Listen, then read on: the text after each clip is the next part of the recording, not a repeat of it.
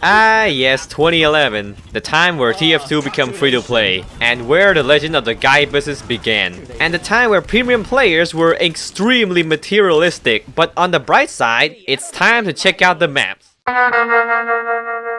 Because I've already talked about the original Gorge in like 3 videos ago, so I'll just cut it short. Gorge is a decent attack defense map because of its layout.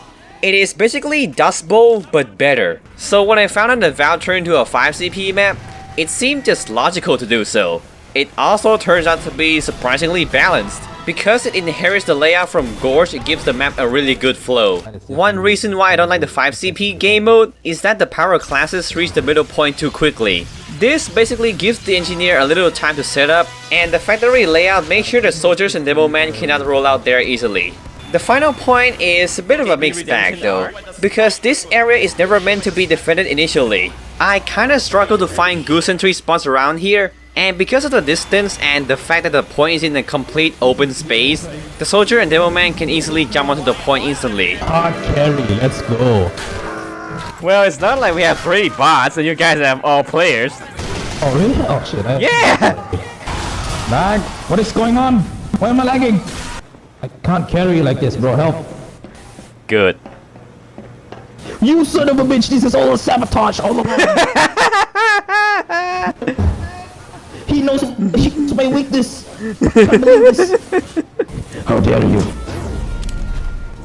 When they're sabotaging, we are told. I'm totally sabotaging the ISP that I don't even know about. Are you still downloading odds? Yeah. Oh yeah! Jesus Christ! You fucking dumbass! I was downloading on the STV. You got... Bruh moment. Frontier is one of those maps that constantly flip-flop between decent and terrible. It is probably because of how linear and narrow the map is. The first point is really long. The blue team has to push through 2 potential sentry spots and right in front of the red team spawn to cap it. Sometimes the game just ends right there because of how demanding it is for blue team. If you take this point, you're either steamrolling or you barely clutch the capture point before the timer hits 0. Wait, what? Real? Defend it or something. Shovel. No, they... Freaking... God damn it. But it does offer a small area to roam around for both teams once the car is pushed halfway through. You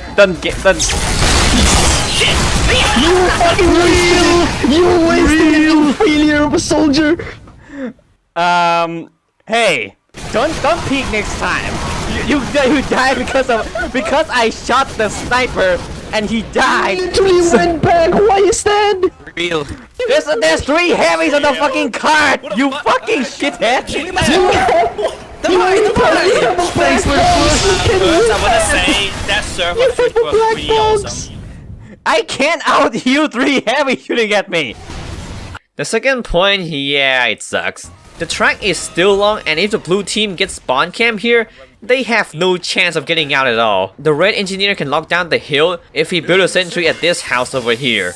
The red sniper also gets to enjoy a very long sight line. The last 2 point gets a bit better though, but that is because the payload track gets a bit less linear from there. And now the blue sniper can give the red team the taste of their own medicine. In this case, the blue sniper sideline also covers one of the red team's spawn entrance. The only way to completely avoid him is to literally hope that you spawn on the other spawn room on the other side of the catwalk. I have a love-hate relationship with the flank route at the last point. It has a good flow and verticality, but it's also most of the time the only reliable way to get around the red team. The map also has a custom payload card. If more than 2 people are pushing it, it will kill anyone in front of it instantly. It's a cool gimmick, but it also leads to people confused in how they actually die. Well, it's Badlands mid, and I already have said what has to be said in the second video and the third video. So I guess I can just recap this. Just like the middle point in 5 CP version and the map itself in the arena version, it has good verticality, nice layout, and it balanced the sniper better than Harvest. Although I didn't say the last one. It's just a good map overall, I have nothing more to say. Yeah. Nice job. What? Oh my god, that's so shitty. Oh my god, the face. No! I was chasing you for 3 solid seconds. I was. See you. I was.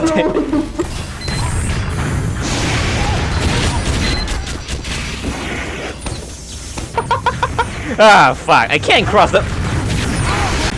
Denied, Winter, denied. Damn, that butt sentry saved the game. God damn it! Holy shit! I didn't expect such a big brain play from the bus. Lakeside is held back from being a good map by only 2 things: enormous sightline for the sniper, and scarcely populated ammo boxes for engineers. Apart from that though, it can rival Nucleus and Badlands because the layout is well designed. Each team bases got a layout complex enough to prevent spawn camping, while also easy enough to get in and out of. I also like the pool of water inside this building, since you can hide in there as spy or a pyro shard because of how dark it is underwater. I'll fight like a man. Hey. Nope. I didn't kill him. What were you hoping with a new caber? What, new caber? You know, the new caber that got nerfed like 3 years ago. You do realize I played enough TF2 so that the current caber is basically the new caber to me, right?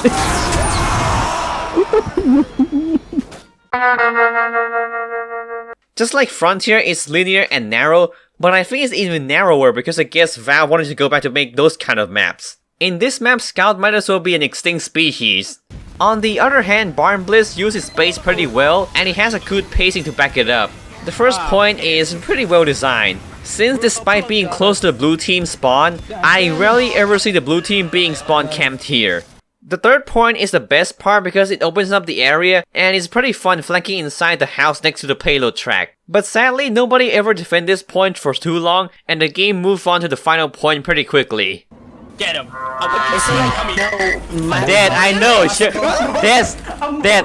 Dad, stop posting dead memes. I see GP the sniper rifle. I'm gonna bomb him. I'm gonna 9/11. I see that seeing a sniper makes you a stutter. Yes. Yes, Porky Pig, shut up.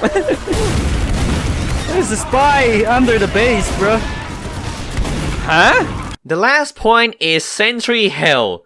Period. This is where Barnblitz suffer from its own upside. You can say the second point also comes close to this, but that one barely avoided the criticism because the red team spawn is still a considerable distance away. You see, the blue team has to push the car through a tiny choke point, and the 2 flank routes doesn't take the blue team around the red team, but at a very slightly better position, and both require them to go through a narrow 1-player wide doorways. Small. Yeah, I know that's really fucking funny, but you know. Winter, are you deaf? What? Why did you go? Winter, Are you deaf? are you Did deaf? not hear the sentry. What? You're deaf. I'm asked. I'm not deaf. Sentry fire. I'm not deaf, I'm just stupid. Fight. What's your plan? Oh good, they're not here yet. Jesus. Oh shit. Just push it. Hey.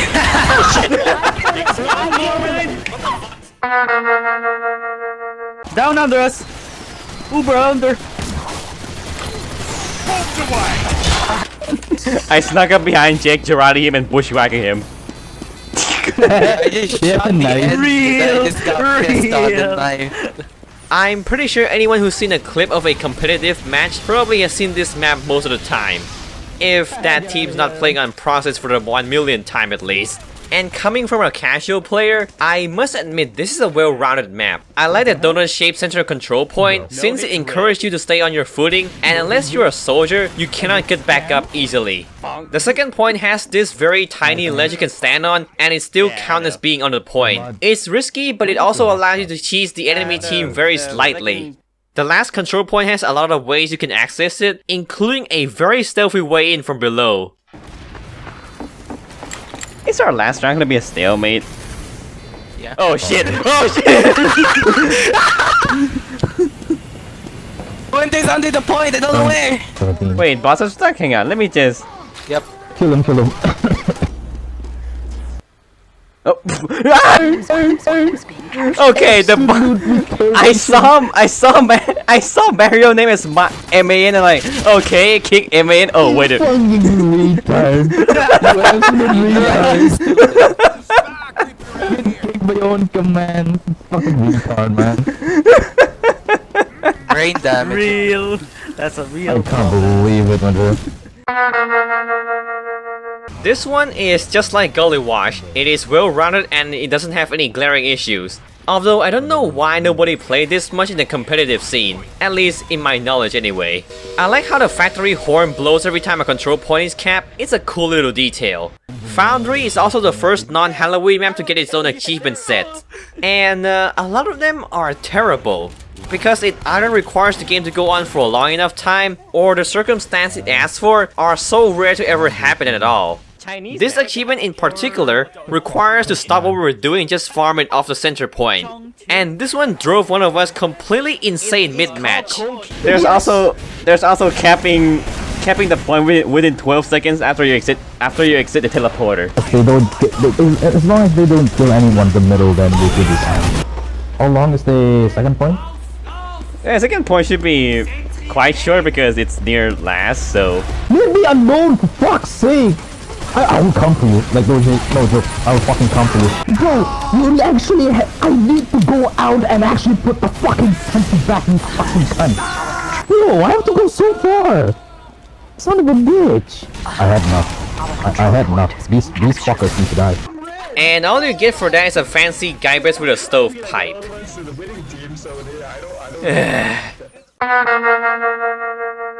If I say this is Pipeline but better, you would think that this is actually my simplified opinion for this map, but this is actually the main reason this map was designed for. And I would actually say it accomplished what it set out to do. There's also a timer that will cause the car to move forward on their own if it runs out, which is a clever idea to stop stalemate from happening. The map also has interesting payload track layouts. In the first part, the cars crosses path with each other. The second part has both teams pushing the cars side by side, but only on a small hill and not Mount fucking Everest like in Pipeline's final stage. Wait, what are you doing here?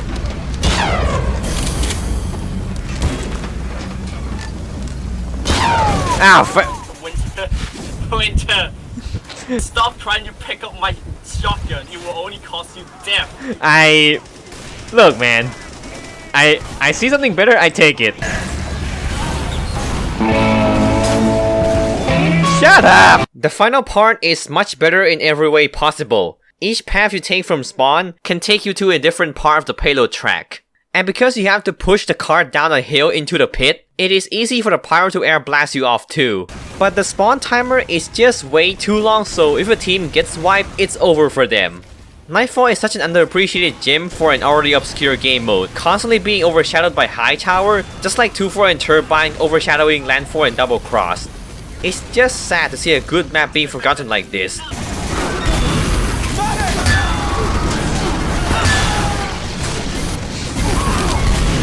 For a minute there, I thought I decapitated the heavy with a final war. I was so confused. Like, what the fuck? Winter, how could you? And that's about it for 2011.